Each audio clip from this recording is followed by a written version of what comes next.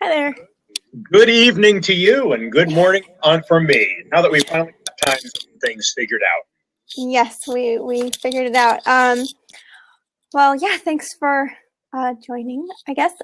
So I kind of wanted to set up the way I was hoping we could talk about this, and I wanted to give some context to anyone who might be watching, because I didn't intend for this to be like a very formal debate with speeches. I was thinking we could have more of like a Socratic, like you said, sort of back and forth of questions. So yeah, this stems from kind of this, some comments that we had in another thread in response to the debate of, whether or not America or the United States is the greatest country in the world. And I wanted to address kind of a specific interaction. What I did is I posted your quote below so that we can address kind of, I wanted to start with the point of education. But before getting to that, I did want to kind of highlight one of the things that you said in response to, I think, if I'm not mistaken, this was in response to me saying something about social mobility being disproportionate, or like poverty being disproportionately minorities in poverty or something like that. Anyway, because your response was about racism, or about leftist thinking and racism and victimology and things like that. And I wanted to kind of address the fact, like real quick, that I thought that part of why I want to have the Socratic dialogue is because I thought that was kind of a harmful use of this ad hominem argument, right, of like attacking leftists and leftist thinking, where, that and straw man, because I actually didn't make any of those arguments. So that, so I wanted to kind of bring that up just because I think the reason it's so harmful is because right now, the way, the country and the way we're talking to each other in the country is very divided and very much left and right and, liberal and conservative. And wherever one falls, like on that spectrum, they seem to, they think they understand the opponent's arguments, right? So, if you're liberals all want to police your language and shit all over your freedom of speech, and they want to steal your money from hardworking Americans and give it to lazy people, whereas conservatives, right, are all racist, sexist, or any ist you can think of, who hate diversity and want to oppress everybody. So, but that's not true, right? That's not true of either side. But the overlap in our positions and values gets looked over, because as soon as you say something like, liberal, fascist, and which you didn't say, by the way, but, as soon as someone points out like, oh, you're just a liberal or you're just conservative, then you've kind of taken attacking the person by their, political belief over, focusing on the argument, and then you lose that overlap. And then at that point, no matter what argument either side makes, you're just kind of talking at each other, and the audience and the debaters aren't listening anymore. You know what I mean? It's just more of that kind of a conversation. So okay, let me kind of interject some stuff, because one of the things that I try and do when I make comments, post comments, et cetera, is I will sometimes try and hedge my bets, because, for example, I might say, I believe leftists believe X, Y, Z. Now, if I were to post it for your website or your comments, I'm not trying to call you a leftist necessarily. I'm just saying that leftists tend to do this. Now, maybe you personally identify that, yeah, I believe that, and maybe I'm a leftist. Okay, but I'm trying, and sometimes, name calling may or may not be beneficial. I try and be more and more precise. I very seldom use the term liberal, because the long-term definition of liberals and libertarians would get along, because liberals were, you might have a conservative who doesn't like an old-style conservative might be, say, a religious person who has fundamental beliefs, and he doesn't think that, marriage, sex outside of marriage should be done, okay? And a conservative might want to legislate and say it should be against the law to have sex out of sex. Liberals might say, let and live, and don't legislate stuff. And a leftist is very much big into big government programs. So a leftist can be as bad as a conservative who wants lots of legislation. A libertarian wants very little legislation. A libertarian tends to believe in limited government. You know, I basically tell people that my own personal lifestyle, I believe in conservative, I believe in the Bible, but I'm a libertarian. I don't want the government to legislate to make my values the law. Okay, I'm a libertarian. I believe in small government. Okay, and when I research and do stuff, I'm trying to take a look at what works best in general. I believe that quite often the government is not a force for good. More often, it's a force to the detriment of good. Okay, and so you will sometimes talk about, like, for example, when I was responding on income mobility. The reality is that when the federal government starts subsidizing things, they can end up creating more and more problems. Okay, in the 1960s, we had a growth of federal programs to win the war on poverty. And we've spent over $20 trillion. Oh, what's our national debt? $20 trillion. We spent over $20 trillion on a war against poverty. And guess what? The US government lost and poverty won. We have the same or more poverty than before. We've got more people dependent on welfare programs. So maybe those programs were set up very, very poorly. Okay. Well, I do want to interject just because, and I'll try and pull it up if you want to see the exact where I found this, but I did recently just look at a statistic that's pretty consistent with poverty falling since, I think, 2009. So that's not quite consistent with what you're saying, but I'm talking in general about since 1960s. If you take a look, and Walter Williams, okay, I see what you're saying. Walter Williams wrote, and he's had papers there. He describes how the poverty statistics were going down, down, down, down before you had equal opportunity and civil rights and government programs. Yeah. And after the government got involved, things kind of stagnated. Okay, and so you're going to see little changes, plus and minus. But we're spending a huge amount of money. Yeah. Well, okay. So I do want to, before we jump into this whole thing, because I actually did watch, since I couldn't find a whole lot of get a hold of his books, I read a bunch of his articles and I watched this like 3-hour interview that he did. So I tried to take as many notes as I could. And I didn't get to, because it was so long, I didn't get to fact check everything yet and go through everything, but I did try to do everything on education first so that we can talk about that, because I think the premise for that argument, like according to your comment, was that bad decisions lead to impoverishment or results, bad results. So, and if poor people are making bad decisions, then of course it follows that poor people will just remain poor because they're making bad decisions. So now, step back. Let's take a moment. Okay, if I basically say lemmings run off cliffs and they fall down and they go boom, and gravity works, and when lemmings run off cliffs, bad things happen.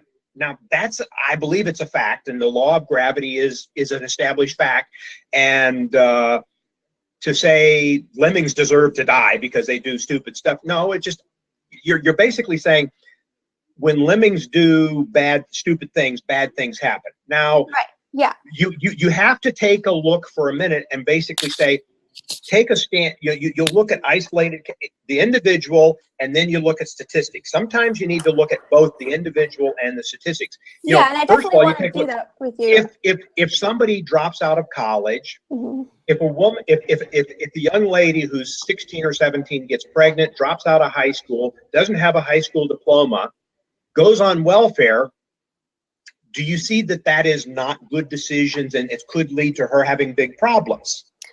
Yeah, I can.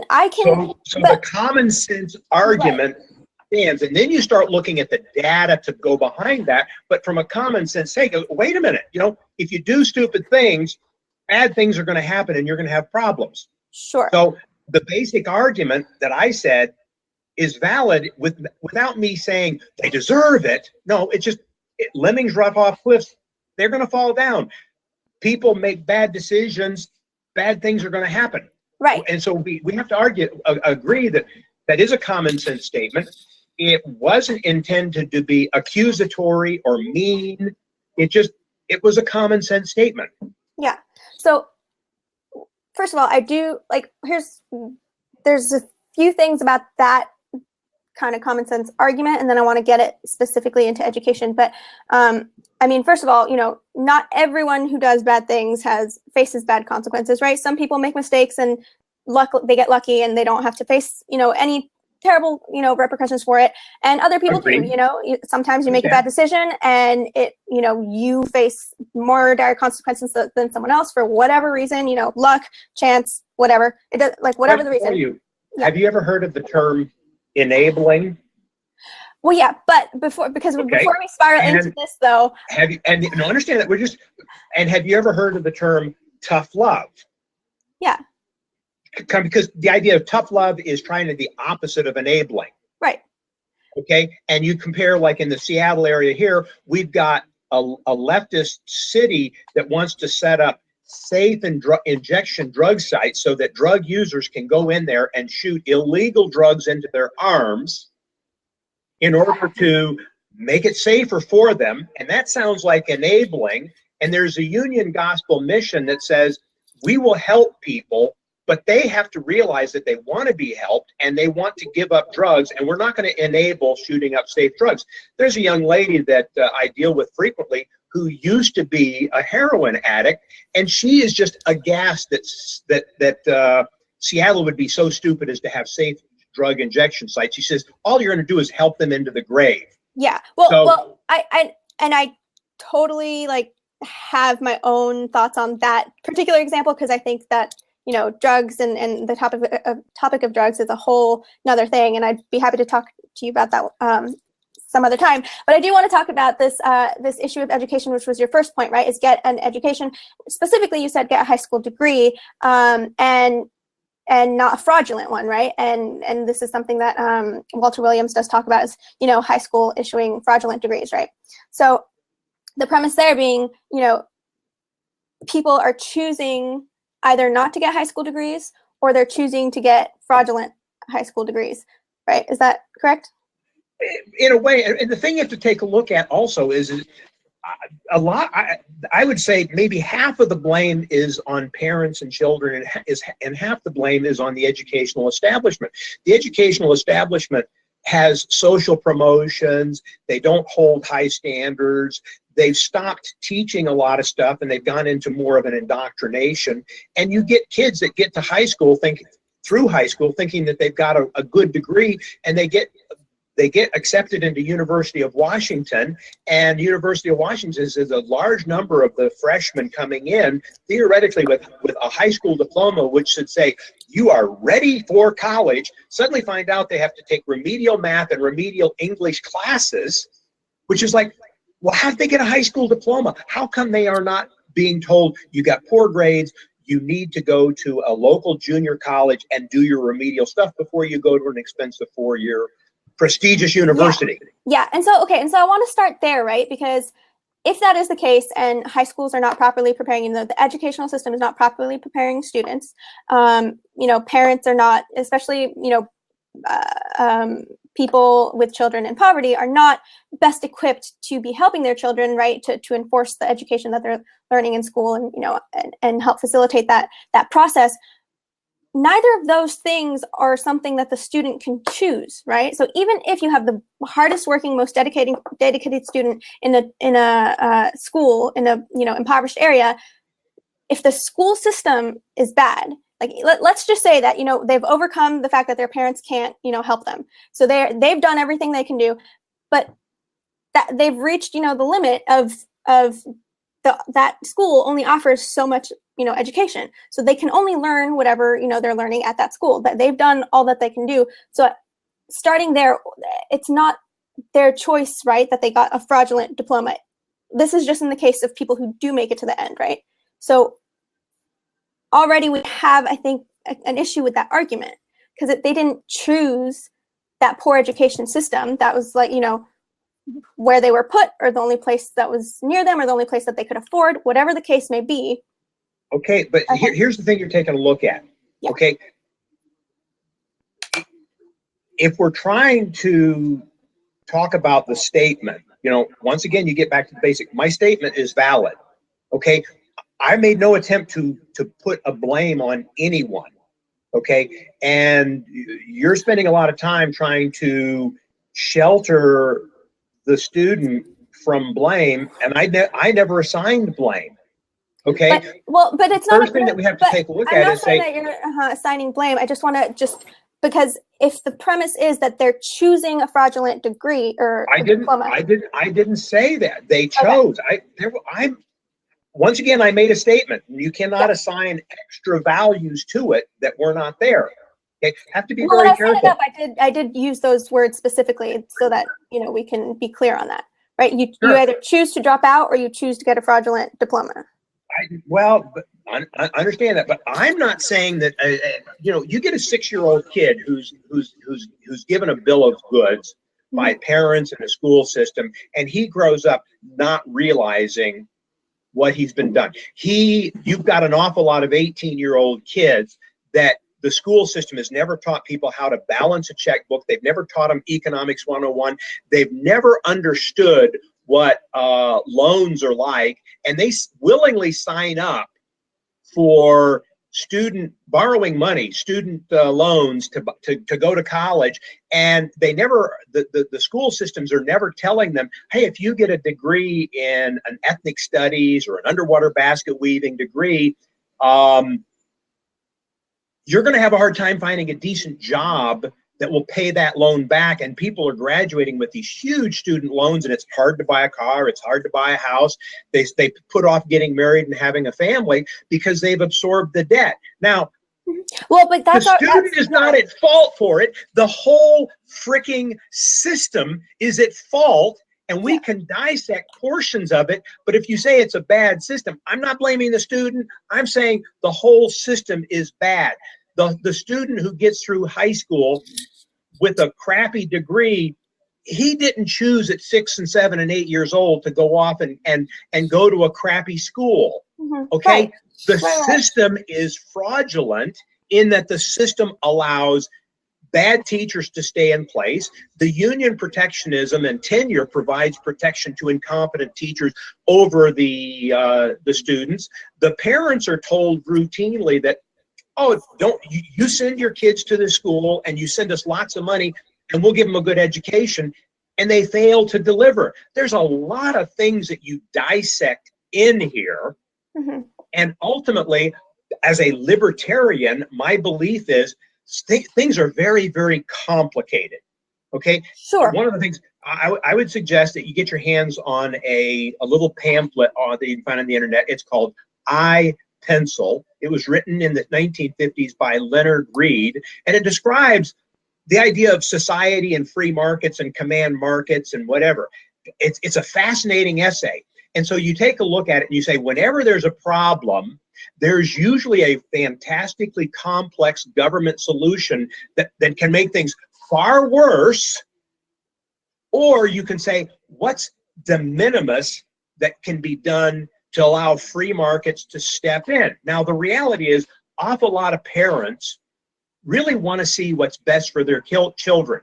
And if you allow free markets, like, for example, if you injected vouchers and school choice into a system, you might have a few wise parents that are going, I'm smart enough that I want to see my kid succeed, and they put them into a different school. Other parents are going to see, Johnny's succeeding and my kid isn't, and they start learning and they start getting educated, and you might see a migration away from crappy schools and to do good. A lot of parents will observe and see what's happening. I mean, once in a while you get a situation that's extremely blessed. You've probably read some about Dr. Ben Carson, the famous neurosurgeon, pediatric neurosurgeon. No, yeah, I'm familiar, yeah. Okay, I mean, his mother had a third grade education, was functionally illiterate, couldn't read at even the third grade level, made her kids read books and write book reports, and she'd pretend to scan them. Okay, that is a jewel of a parent. Okay, and the thing is that you can have parents that are just, they're oblivious, and they send kids off to school, and they've been lured into complacency by being told the public school system is going to do everything for you. You don't need to do anything. If the general system said, hey, parents, it's your responsibility to make sure your kids get educated, and it's your job to monitor the progress. And if the public school isn't doing it, you go in there and say, hey, teacher X is a crappy teacher, and you either put my child into teacher Y, or I'm pulling him into a charter school or a private school. And eventually teacher X is told, clean up your act, because no parents want their kid in your classroom, so we're firing you. That doesn't happen in today's society. The minimalist libertarian approach is more choices, more parent involvement, and that fixes the problem that we're discussing right now. You know, you're going off about what causes poverty, and you know, we can delve into education and how to fix it, but ultimately, as a libertarian, less government is better. Well, so my focus isn't so much on how to fix the issues, right?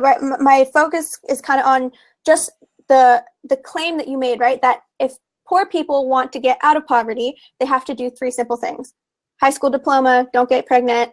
The third one was basically get a job, a basic job. Start getting a job. Yeah. Okay. So the reason, and don't get pregnant before getting married. Okay. You know, don't get married until, I mean, so you can amplify the 3, but it's like, get your degree, get your high school diploma first. Okay. Right. No, I understand. Don't get pregnant outside of wedlock, because a husband and wife have more power and strength than a single. But my suggestion is that it's not really 3 simple things, right? Even if you do the 3 simple things, you can't get out of poverty. So even if you do simply get a high school degree in an impoverished area, you haven't gotten a good education. So already you're facing a setback or an obstacle that isn't you know, you didn't choose that obstacle. They didn't simply, you know, make a bad decision. That wasn't their decision to make. So now, you are right in that I mean, and when Walter Williams does that, he's now talking the statistical, okay? The statistical poor high school allows a lot of kids to drop through the cracks, but kids with good parents, they'll still do something.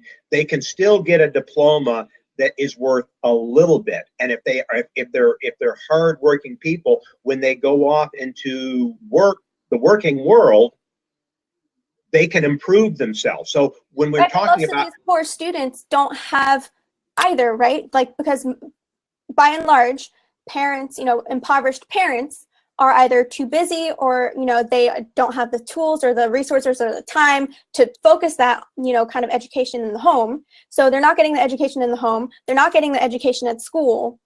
So, you know, like, whether it's statistic or individual, like, that's just the fact that overwhelmingly children living in poverty aren't, you know, they don't get that education. Okay, so but see, the thing you take a look at is that we're agreeing in one area, but then you're trying to have a slight disagreement, and here's the idea. Okay, what Walter Williams said is true with some caveats, and the caveats would be that you don't have a totally failing, horrendous, crappy state-run school that is cheating taxpayers and cheating students. When that happens, what Walter Williams said isn't going to be true. But that's not the fault of the child. That's the fault of the crappy state-run government indoctrination system being a fraud, right? Sure. Okay, and so the solution is fixing the fraud. Yes, okay, but getting rid of crappy schools and having school choice. Right, but the debate or the discussion we're having isn't over the solution. It's over the simplicity with which poor people can overcome poverty. but the reality is, that's okay, where, but that's you see, where the the thing initial is, conflict was in the and I see, you know, but the thing is that you still have the ability for some kids to succeed if they do those things.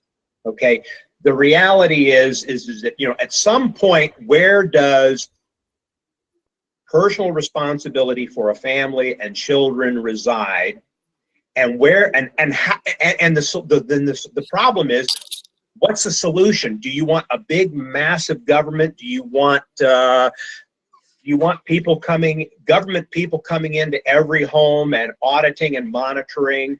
You know, do you want government auditors and monitors to be at the school systems to verify? I mean, there's a problem. But here's the problem that I think here's the problem in turning this conversation into looking for a solution, is that if we are assuming that it's poor people's choice and that they're just making. I never said it was poor people's choice. Remember? But Walter Williams does. He asserts that several times. Like so kind of in this mentality of, you know, they have made bad choices and that's why they're poor. With that being the underlying assumption, then, you know, the country, if that's what we're hearing, then when we're trying to look to solutions, there's going to be, you know, people who, for everybody who believes that poor people, this is just their fault, you know, whether or not you are arguing that, you know, there's blame to be put, everyone points a finger at someone. So if the understanding is that poor people choose to be poor and they've made bad decisions and they, you know, that's why they're poor, then when we look towards a solution, there's not going to be, first of all, most people won't want to look for a solution, right? Because why do we need to solve for their bad decisions? And even if we do look into it, it's not going to be a comprehensive, you know, legitimate understanding of the problems, because they're already going into it with the assumption that they're just doing the wrong thing. It's you know, they're making the wrong choices. I see the thing you take a look at is that, you know, a lot of people will analyze poverty and income mobility and everything like that from the standpoint to justify bigger social programs, bigger government, etc. Okay, now when you've got a 14 or 15-year-old girl who's the third or fourth generation potential to get pregnant, leave my mother's house, go out and get government on the government dole, get welfare, have babies, and keep getting government welfare checks. You know, that's what started happening in the 1960s. In the 1960s, there were people who were opposed to a welfare system that incentivized single moms and pregnancy and more welfare payments. Okay, and all it was going to do was create more. And in the 1960s, your out-of-wedlock births in minorities was around 20%, and in Caucasians it was around 5%. Now, because we've got this welfare mentality, it's about 70% for minorities, and it's about 20%, 25% for Caucasians. Okay, there was a slowdown because in the 1990s, under the Newt Gingrich thing, there was a welfare reform thing that basically said, hey, if a woman got pregnant or whatever, she was on welfare, they were going to give welfare, but they were not going to give her more and more money for more and more babies. They disincentivized her to find a baby daddy, crank out another baby, and get more money. Okay, the old adage about, you know, if you see something that's doing well, you tax it until it gets to the point where it falters, in which case you subsidize it. You know, and the joke is, if you want more of something, you subsidize it. If you want less of something, you tax it. So when you subsidize welfare, you get more, and when you tax income, you disincentivize work.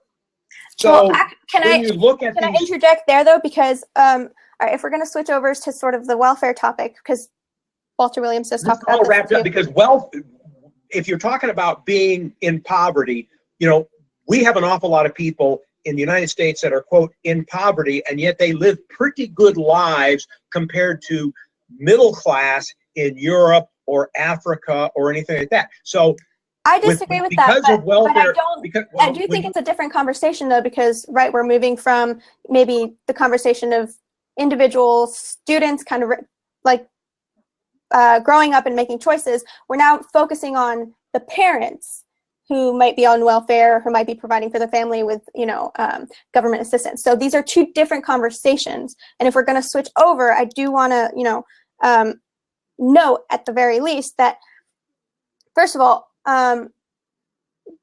government, so the idea that, it creates more dependency, that welfare creates more dependency, I think is just false. We see, in many countries like Netherlands or Iceland, countries with heavy welfare who have, taxed the people and created programs, their poverty has dropped tremendously. Now, at least if we're just looking at the United States, while we haven't had the same kind of poverty, rates drop, it doesn't mean that the welfare has created that kind of dependency or dependent mindset. I think that the programs haven't been working well enough, because if we look at where because the assumption is, right, if you're on welfare, you're receiving these checks from the government.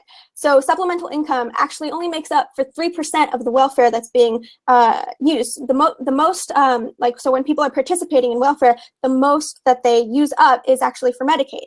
So the second is food stamps, right? So healthcare and eating, those are the two main things that impoverished people are using welfare money for. And so I think that this kind of stereotype of, oh, I'm just going to plop down, have a bunch of babies and have the government pay for me is just false. It's not true. That's not what the numbers show. It's not, just like you can find an individual case for someone, abusing a system anywhere with anything. But it's just not true that there's people sitting around waiting to get paid because they're lazy or because the option is there. The thing you have to take a look at is that when you're talking about welfare, I'm using the general term welfare. That would include local, state, county, and federal subsidies. And that would include all sorts of stuff. That would be the extended unemployment insurance. I mean, it's amazing that when you have unemployment insurance that gives you 6 months of benefits, typically, a lot of people end up finding jobs 1 or 2 or 3 or 4 weeks before their unemployment benefits run out. When you extend unemployment benefits to 12 or 18 or 24 months, the same thing happens. They will continue drawing unemployment until they almost run out. Okay, we have an awful lot of subsidies, and people are pretty good at figuring out how to maximize getting subsidies where it's available. Right, but the assumption is that they're doing nothing in the meantime, right? So, for example, again, this is a personal example, and I happen to think that more so than an isolated case, that this is more of a common occurrence. Anyway, the point is, so in my family, right, I had a family member who was unemployed for 2 years, and they were on unemployment, and they did max it out. But here's why, right? Here's why they didn't. In the meantime, they weren't looking for a job. They were getting a master's degree. They were focusing all their time in finishing a 2-year program, right? Which they couldn't have focused on, which they couldn't have excelled. What was the master's degree in? I'm sorry? What was a master's degree in? It was in social work. Okay. Well, no, because they have, right now they have a job. They're fully employed. They are, just because you major in a area that most people don't, become rich in, doesn't mean you can't then get a job that does make you a living, right? That's the point of, getting an education and lifting yourself up, right? It's not to be the 1% per se.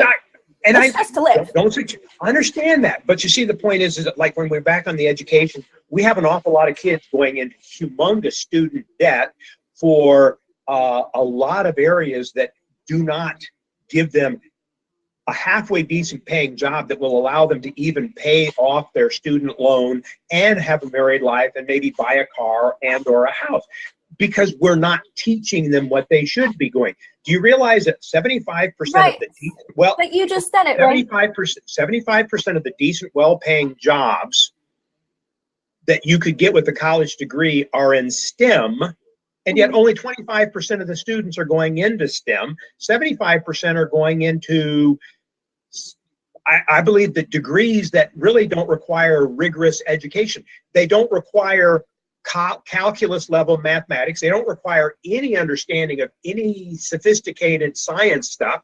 So they can get underwater basket weaving degrees, and they think, oh, I've got a degree, so I should be getting $60,000, $70,000, $80,000 a year starting salary. In the meantime, the guy with the STEM degree can get a job that pays that much because it's a tough job and not a lot of people are doing it. Well, so here's what, and we're not teaching the kids at the beginning that it's like, I mean, to me, it'd be like, have you ever looked to buy a car or get a loan and you see all these disclosure statements? Yeah. Okay. To me, there should be a 20 or 30 page disclosure statement on student loans that says, if you go for degrees in this area, these are the average salaries, these are the average placement, and here's the burden that's going to be for you on the next 10 or 15 years. And a lot of students would have second thoughts about going off to an expensive college. It'd be like, maybe I ought to get 2 or 3 years of college at the local junior college. Maybe I ought to go someplace cheaper for a while and then, re-examine, because, and there's an awful lot of people that start off and they drop out. And so they've got student debt that they can't discharge through bankruptcy. Yeah. And they don't even have a degree whatsoever. So, I think my problem is we've created this fabulous system where there's an appearance that the government is going to take care of people one way or another, and yet it's doing a crappy job.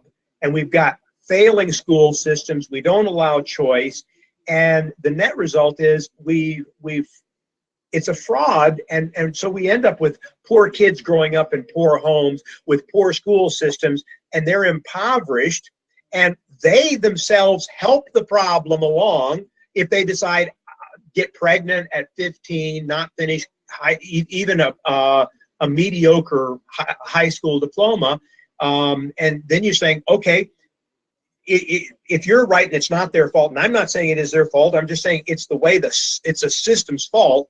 And the solution for me is, okay, we identify that the system is broken, and the fix in the system is more personal choice, more personal accountability, less federal government, less state government involvement, and let the free market work more. I mean, how could you disagree with that? Well, because that's not quite the discussion that we set up. I'm not going to go. I understand your point. I just want to. I want to say that if we debate how many angels can dance on the head of the pen, at some point you say, how do I apply this to lives around us? I just don't think we came to enough of. But the point we have to take a look at is that whether poor people choose to be poor, whether we can shift the blame one way or another. What matter does it make how we assign the blame one way or another? A little of each. The question is, should we try and fix it, and what's the way to fix it? Okay, so if the question is, should we try and fix it? If the majority of people think that the blame is on poor people, then no, they're not going to want to fix it because it's their fault. Why should we, let them figure it out, right? That's what I'm trying to say here is that it is an important question where blame is being assigned. And even though you personally may not be assigning blame, there are people. Walter Williams absolutely assigns blame, and there's lots and lots of people who agree with him. And the other guy you mentioned, Sowell or something like that. Thomas Sowell. Yeah. So they're both very much in agreement and makes similar arguments about poor people being poor because they're making bad decisions. And when people say, right, the system is failing poor people, then, you just... Well, I mean, I'm going to give you an example because I understand where Walter Williams... Because I agree. I understand where... Let me explain why Walter Williams can come to those things. Because you can have a 6, 7, 8-year-old kid who grows up in an inner city neighborhood. Walter Williams happens to be black, and he's thankful that he grew up in a time when you didn't have all the poverty pimps out there, quote, taking care of him. Okay, he could study hard and work to be successful, and you didn't have a lot of other classmates going, oh, you're trying to act white. Okay, I mean, when you've yeah, got but I'm not kids, really making those arguments though. And also, I do want to no, know. what I'm trying to do is I'm trying to point out why Walter Williams Uh-huh. is saying that there is some personal responsibility, because 7 and 8 and 9-year-old kids going to school, I mean, guess what? You can have a crappy teacher, Mm-hmm. and if you internally say, I need to work hard to be successful, you can learn to read, you can educate yourself, you can learn this, you can do well even in a course. The odds are against it, because a lot of kids don't have that internal motivation.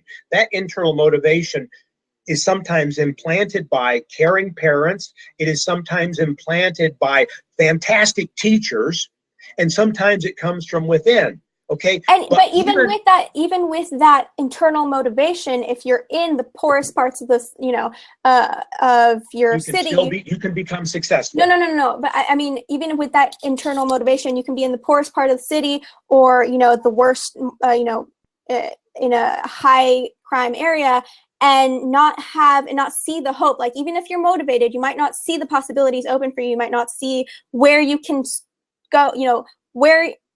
Where you can start teaching yourself. If that you're in that situation where you're like, okay, I'm not getting an education from my school, I'm not getting an education from my parents, let me find my own resources and teach myself. The point is, they don't have those resources. And I think that it doesn't take that many resources. It takes a library card. Ben Carson basically says that that's one of the things that parents can do. If they can't read, then it doesn't help them to get a library card. It doesn't take. I mean, if you're going to say now that the school systems are totally at screwed up and at blame, I'll agree with you. Okay, yeah, we've got school systems that are not teaching kids to read, yeah. And whose fault is that? It's the establishment system. That right, you start going back to the fact that it's the system. Yeah, but you see, the same system that wants to keep kids down and dumb and impoverished, then uses this as a justification for bigger and greater government programs to help people. It's like, would you go to a doctor to have your arm fixed if that doctor, through his negligence, broke your arm? I get what you're saying. What my point is that we don't need government fixing a problem that they created. Right. But if we agree that government created this problem, then the claim that poor people are choosing not to get high school degrees is a false claim. Or not a false claim, I'm sorry. Are choosing to be poor because they're not doing the simple thing of getting a high school degree. That's false. But the point you take a look at is it's like, to me, if you are growing up, there's an internal thing called brain and self-awareness. And if you take a look around, and if you have a little bit of reasoning capability, if you take a look, if you go with the flow, be part of the crowd, if you say, this is the life I like, I'll get, I can live in this neighborhood without striving to do myself better, you're making a choice. If you take a look and somebody says, if I really want to escape this, I might need to try to do better. So you can basically say it's a little bit of everybody's responsibility. It's a little bit of the system's fault. It's a little bit of the parents' fault, and a little bit of the students' fault. Because there are kids that succeed and get out of it. There are kids that come from well-meaning homes. There are kids that come from where parents are trying to help them, and they come from great school systems, and the kids choose not to study, not to work. They choose to use drugs. They choose to do stupid stuff, and they get into poverty because of their choices. Okay. So it is no simple, yes, it's poor people choose to be poor, yes or no. It's a very complex issue. Well, this is why I wanted to have this, because first of all, if we're, I think the conversation of whether or not, maybe teenagers start choosing to do drugs and start choosing to get pregnant. That's why I wanted to focus on just education first, because I don't agree that, they're just choosing to do drugs and they could have not, and that's their fault. I think that's an oversimplification of what the actual problem is. And that's why I wanted to dedicate more time for those conversations. So, but I think we're in agreement then, at least for the first point, they don't choose to get fraudulent degrees. That's not their fault. So at least from the first 3 points that you made, we can identify that poor people aren't getting fraudulent fraudulent degrees by choice, and therefore they shouldn't be assigned blame. And I know you're not. I think you could, once again, it's like so many things. You've got good schools and bad choices. You've got bad schools in spite of good choices. There is no one simple answer. But I think did say that it was simple. I still would agree with Walter Williams. Okay.